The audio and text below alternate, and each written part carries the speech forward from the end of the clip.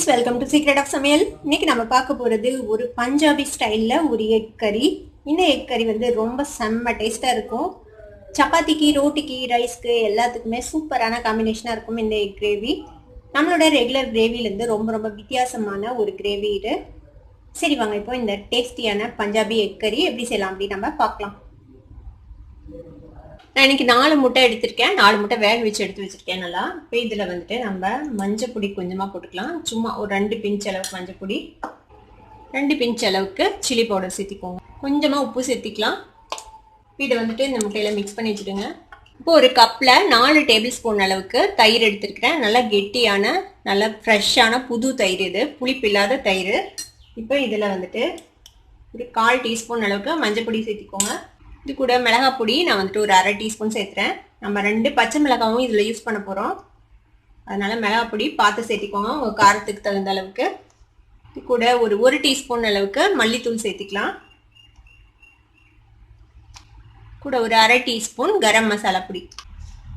இப்போ இதை வந்துட்டு நல்லா இந்த தயிரில் மிக்ஸ் பண்ணி விட்டுருங்க. இந்த மாதிரி ஒரு ஃபோர்க் இல்லைனா விஸ்க் வச்சு நல்லா மிக்ஸ் பண்ணி வச்சுருங்க.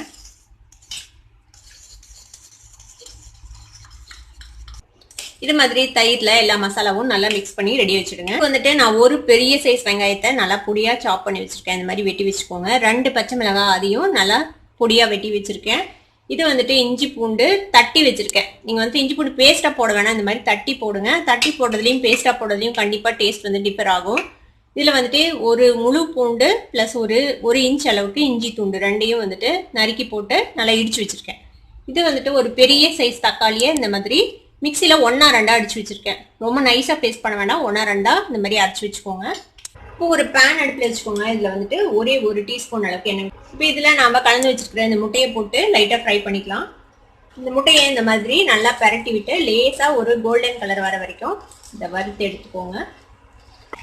பாருங்க, முட்டையில் லைட்டாக கோல்டன் கலர் வந்துச்சு. இப்போ இந்த முட்டையை நம்ம எடுத்துடலாம். இதே பேனில் இன்னும் கொஞ்சம் எண்ணெய் விட்டுக்கலாம். நம்ம ஒரு 2 டீஸ்பூன் அளவுக்கு எண்ணெய் விட்டுக்கலாம். எண்ணெய் சூடாயிடுச்சு. இதில் கொஞ்சமாக சீரகம் போட்டுக்கலாம். ஒரு 1/4 டீஸ்பூன் சீரகம். சீரகம் பொரிஞ்சதும் இந்த பச்சை மிளகாவை சேர்த்துடுங்க. பச்சை மிளகாவை லேசாக இந்த எண்ணெயில் வதக்கிடலாம்.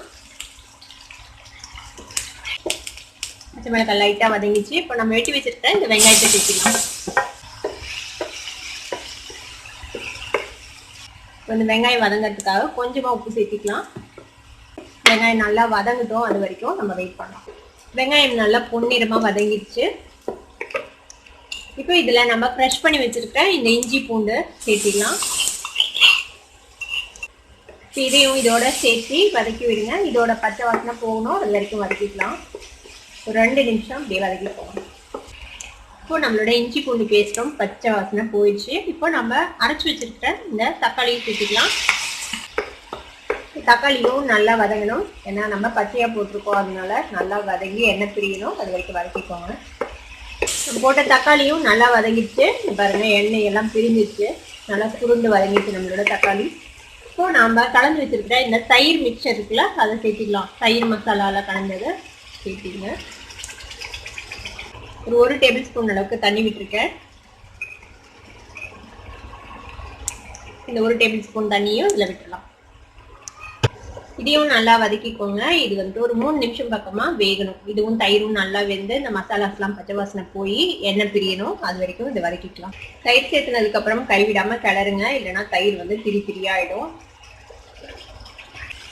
தயிர் மசாலா இதெல்லாமும் நல்லா வதங்கிட்டு கிட்டத்தட்ட ஒரு 3 நிமிஷம் நம்ம வதக்கியிருக்கோம். இதை பாருங்க, நல்லா வதங்கி எண்ணெய் பிரிஞ்சிடுச்சு. இப்போ என்ன செய்யலாம்னா, இதில் வந்துட்டு நம்ம ஒரு 1/2 கப் அளவுக்கு தண்ணி சேர்த்துக்கலாம். நல்லா மிக்ஸ் பண்ணி விட்டுருங்க.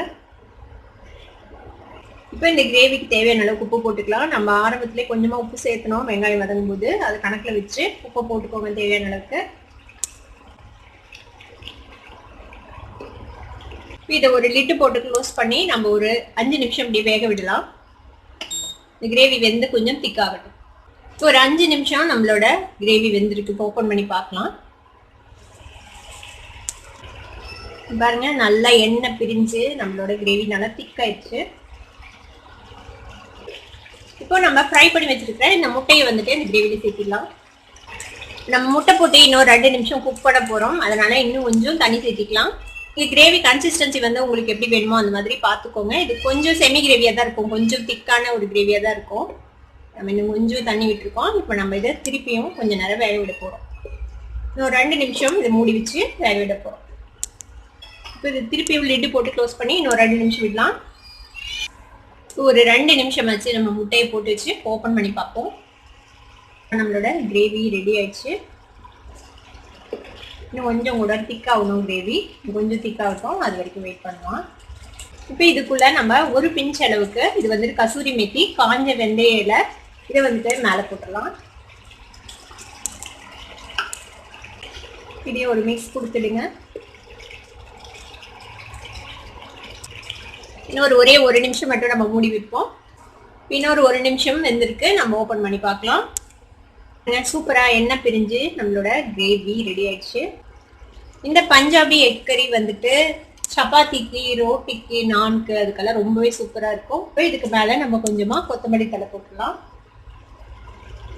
அவ்வளவுதான், நம்மளோட எக் கறி ரெடி ஆயிடுச்சு. அடுப்பு ஆஃப் பண்ணிடலாம். இந்த சூப்பரான பஞ்சாபி ஸ்டைல் எக் கறியை நீங்களும் ட்ரை பண்ணி பாருங்க. ட்ரை பண்ணி பார்த்துட்டு எப்படி இருந்தது அப்படின்னு எனக்கு கமெண்ட்ஸ்ல ஃபீட்பேக் கொடுங்க. இந்த வீடியோ உங்களுக்கு பிடிச்சிருந்ததுன்னா சப்ஸ்கிரைப் பண்ணுங்க, பக்கத்துல இருக்கிற பெல் ஐகானை கிளிக் பண்ணுங்க. அப்பதான் என்னோட நோட்டிபிகேஷன்ஸ் உங்களுக்கு வந்து சேரும். லைக் பண்ணுங்க, ஷேர் பண்ணுங்க. தேங்க்யூ ஃபார் வாட்சிங் this video viewers. Bye bye.